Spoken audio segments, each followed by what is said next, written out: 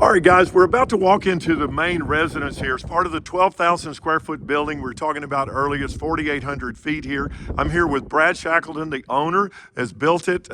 He's in the process of building it, but he's got some situations that he wants to relocate for. So Brad's going to be with us. I'm going to ask him some questions, and he'll tell us some things about the property. Certainly, it's in a condition here to build out an incredible, beautiful barn dominium.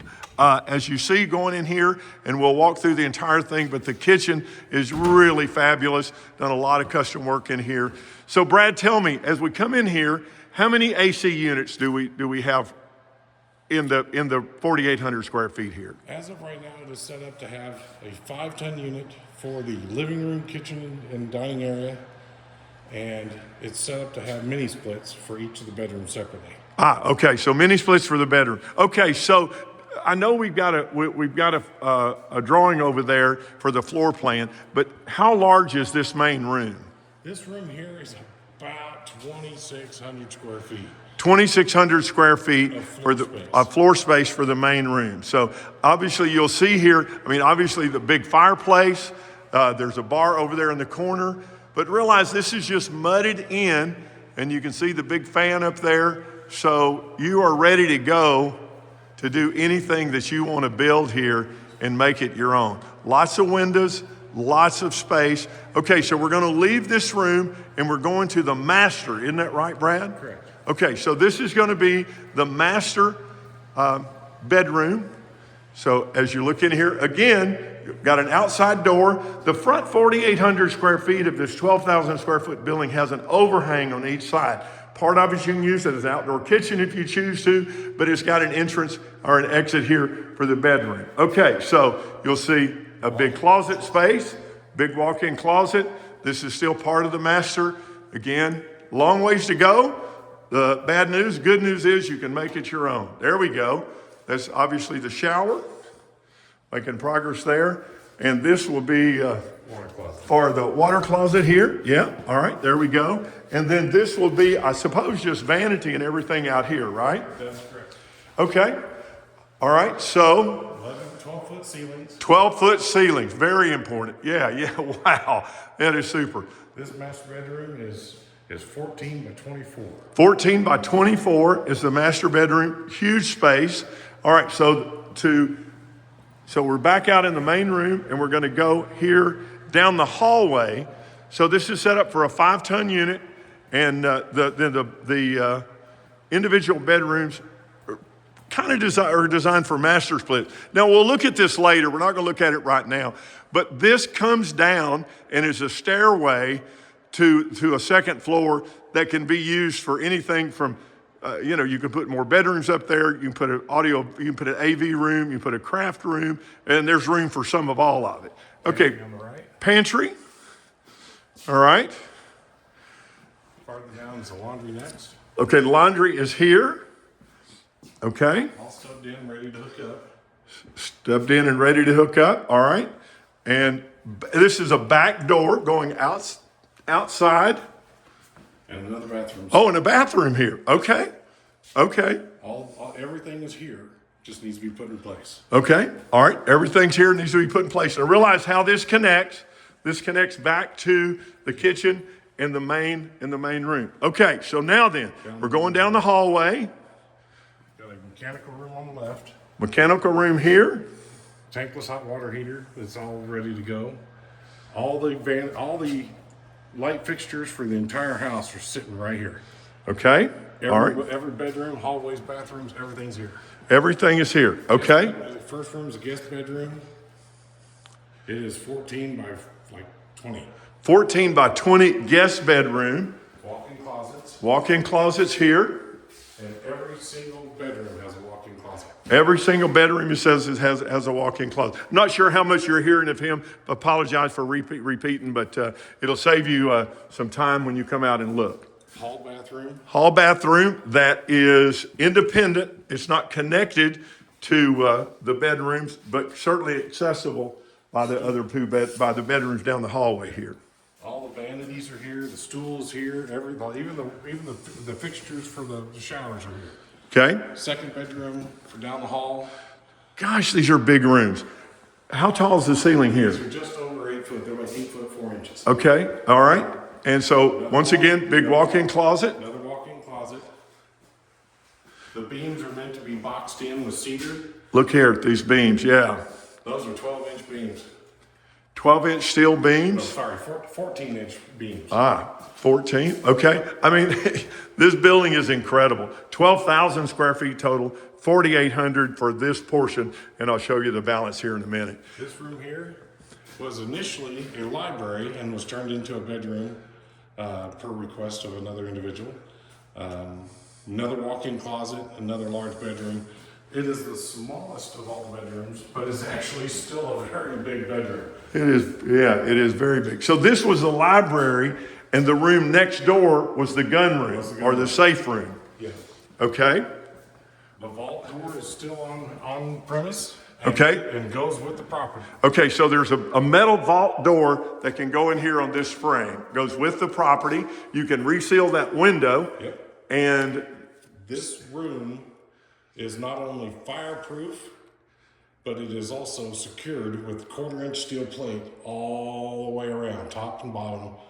Inside the walls is a 1/4-inch plate between the stud walls. okay. It's a double And wall. on the top as well. On the top as well. Okay, so realize what you have here. What size room is this? Do you know offhand? This room here is 12 by 20. 12 by 20, and it can be a safe room, a gun room. The metal vault door will be left here on premise. You can reseal this window here if you choose to. And I have the plate to close this off. Also. Okay, and it has the 1/4-inch metal plate to close it. Or you can just leave it open, use it as another bedroom.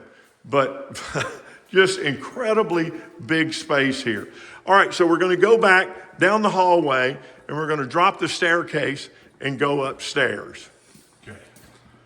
Okay, guys, we're outside. We're down behind the shop, behind the 12,000 square foot building. These two 40-foot containers stay. And when I tell you everything is here, Matthew, Brad's son, has built a bird nest for a massively big bird. So if you can do anything you want to do here, right? But that's the fun of it. That's what this thing is about. Okay, so we're heading out back.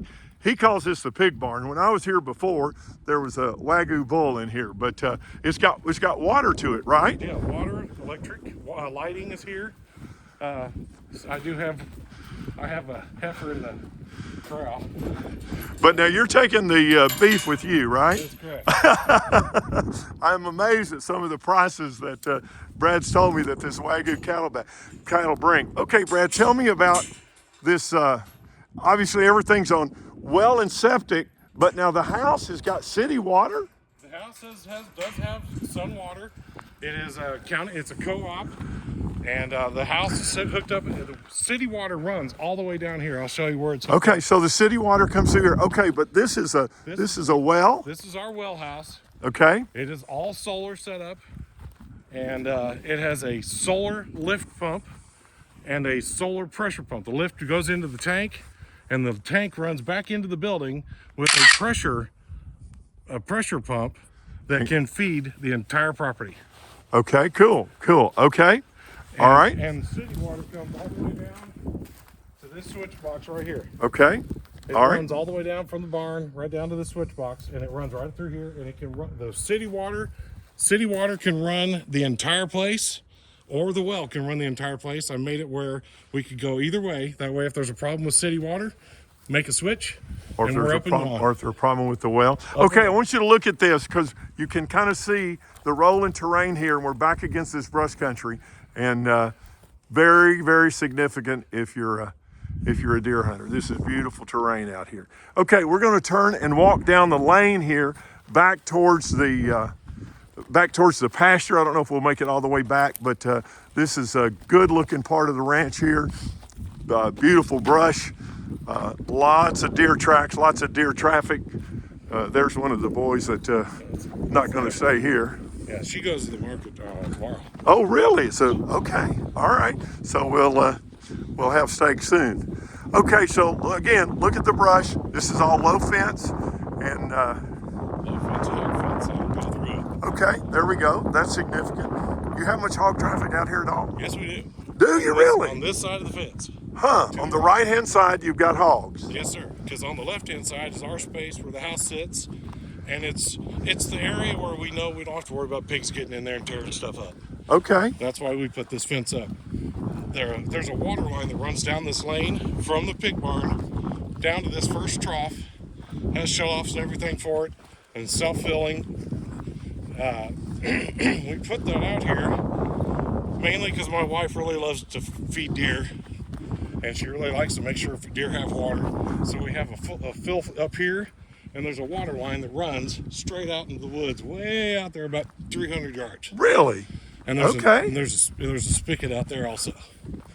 Wow. Now that water line runs all the way down the lane, all the way down to the pasture, and that's how we get water down to the pasture without having to have another well out there. Okay. All right. So we're going to keep going here so you can kind of see.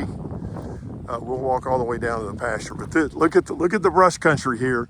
Look at what you're seeing here, and really enjoyable. there's a trail that runs from the gate that we just passed back there by that water trough. It runs down over the hill to a creek that's down there that's 90% of the time full, unless we're in a real bad drought. And the trails run all through the property and come right back to this gate here.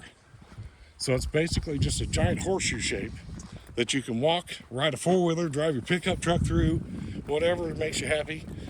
Neighbors come down and ride the horses through it. And my son walks out there all the time and kicks up pigs and kicks up deer and goes dove hunting all the time out there. Has a blast out here on this 120 acres. Well, it is a gorgeous piece of property. And you'll see some more of that. We've got some aerial shots that you'll be able to see as well.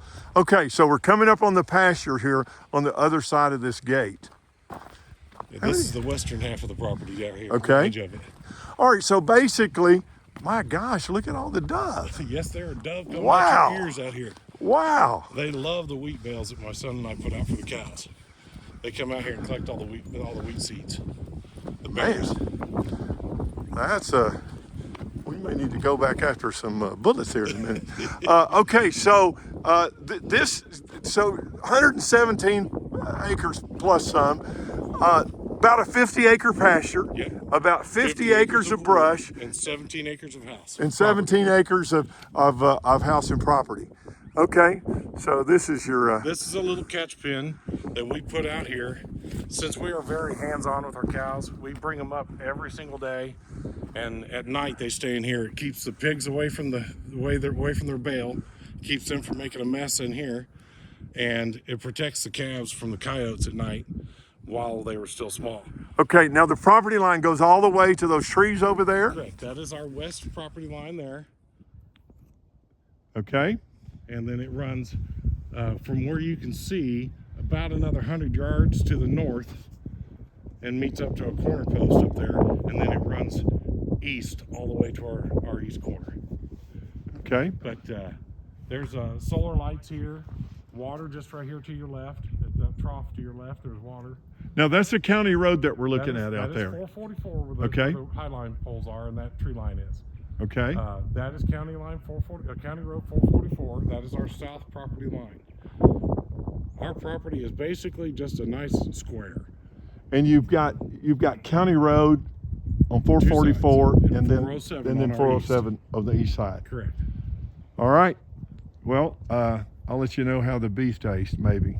Barn. Okay, guys, we're leaving the pig barn, and we just came back from the pasture, but I just want to show you some of the brush country here. It's really gorgeous stuff, and obviously this is late February, and couldn't be a worse looking day as far as just being cold. But if you're familiar with this part of the world, it was wonderfully beautiful yesterday, and if you don't like the weather, stay till tomorrow.